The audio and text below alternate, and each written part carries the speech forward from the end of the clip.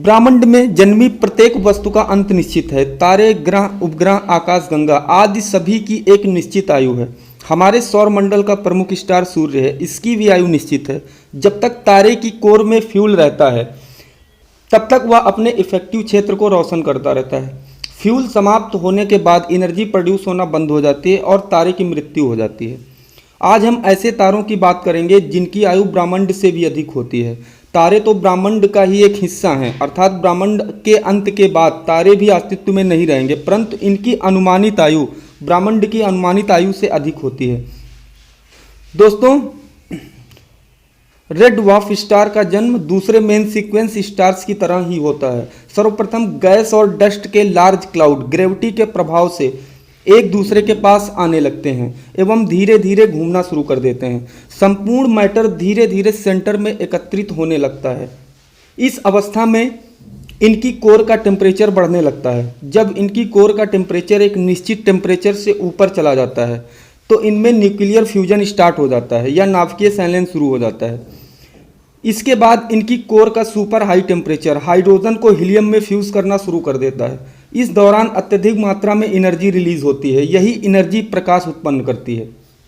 हमारे ब्रह्मांड के सभी तारे इसी प्रकार एनर्जी प्रोड्यूस करते हैं तथा प्रकाश उत्पन्न करते हैं, परंतु रेड ड्वार्फ स्टार हमारे ब्रह्मांड में पाए जाने वाले सबसे छोटे तारे होते हैं।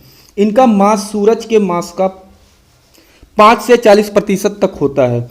कम मास के कारण ये बहुत कम मात्रा में एनर्जी प्रोड्यूस करते हैं। इनके सरफेस का टेम्परेचर लगभग 3500 डिग्री सेल्सियस होता है।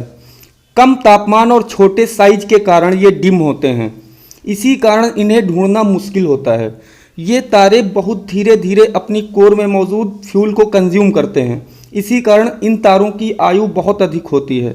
जब ये तारे अपनी कोर में मौजूद फ्यूल को समाप्त कर लेते हैं तो इनकी आउटर लेयर खत्म हो जाती है। बस इनकी कोर ही शेष बचती है। इन्हें ही व्हाइट ड्वार्फ कहते हैं। व्हाइट ड्वार्फ कई बिलियन सालों तक अपने अंदर मौजूद हीट की वजह से जिंदा रहते हैं, लेकिन जब धीरे धीरे इनकी ये हीट भी समाप्त हो जाती है तो ये ब्लैक ड्वार्फ का रूप ले लेते हैं, जो इनका इनएक्टिव कोर होता है। जहां सूरज जैसे तारों की आयु लगभग 10 से 15 बिलियन ईयर्स होती है, वहीं इनकी उम्र 1000 से 1 लाख बिलियन ईयर्स तक होती है। यदि इनकी तुलना हमारे ब्रह्मांड की उम्र 13.8 बिलियन सालों से की जाए तो काफ़ी ज़्यादा है। हमारे ब्रह्मांड के जन्म से लेकर अब तक किसी भी रेड ड्वार्फ स्टार ने अपनी उम्र का 1% भी पार नहीं किया होगा। इससे स्पष्ट है कि रेड ड्वार्फ स्टार बहुत अधिक समय तक जीवित रहते हैं। ये तारे सबसे अधिक समय तक ऑर्बिट में उपस्थित प्लैनेट्स और ब्रह्मांड को अपनी रोशनी से रोशन करते रहते हैं। इन तारों का अंत सबसे आखिर में होगा, जब ब्रह्मांड में मौजूद सभी तारों का अंत हो जाएगा, जहां केवल ब्लैक होल ही बचे हुए होंगे। परंतु ये तारे काफ़ी ठंडे होते हैं, जो कि काफ़ी कम ऊर्जा उत्पन्न करते हैं, इसलिए इनका हैबिटेबल जोन इनके काफ़ी पास होता है।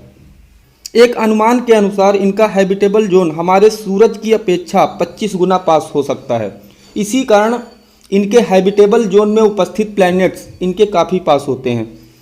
कई सालों तक किए गए अध्ययन के दौरान यह देखा गया कि रेड ड्वार्फ स्टार बेहद खतरनाक सोलर फ्लेयर्स तथा रेडिएशन उत्पन्न करते हैं, जो इनके प्लैनेट्स में मौजूद किसी भी प्रकार के जीवन को एक ही झटके में समाप्त कर सकते हैं।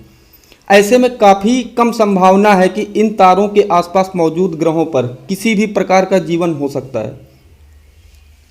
पर धरती पर वैज्ञानिकों को जीवन के सबूत बेहद गर्म वोल्केनो, बेहद ठंडे ग्लेशियर और यहाँ तक कि एम्प्टी स्पेस में भी मिले हैं।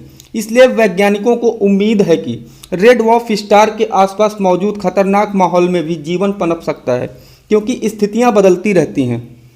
कभी कभी कुछ ऐसी घटनाएं हो जाती हैं जो नॉन हैबिटेबल जोन को भी हैबिटेबल जोन बना देती हैं, अर्थात एटमॉस्फेयर तथा अन्य चेंजेस संभव होते हैं। So this is the end of this video.